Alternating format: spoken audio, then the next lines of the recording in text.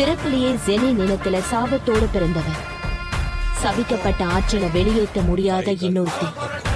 அவங்க 2 பேரும் ஆச்சரியத்தோட அவங்க இனத்தையே துச்சமா தூக்கி எறிஞ்சவன். ரத்தமும் சதையுமா திரும்பி வந்தத ஆச்சரியத்தோட பார்த்தாங்க. இவ்வளவு வேகமா? அதுவும் காத்துல இருந்துட்டே வா. அது மட்டும் இல்ல, இவனுக்கு அவ்வாறு சக்தியும் இருக்கு.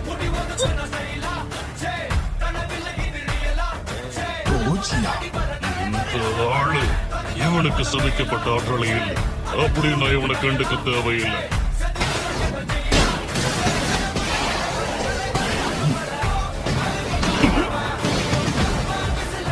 அவனோட கழுகு பார்வை எப்பவும் பலசாலியை நோக்கிதான் இருந்தது.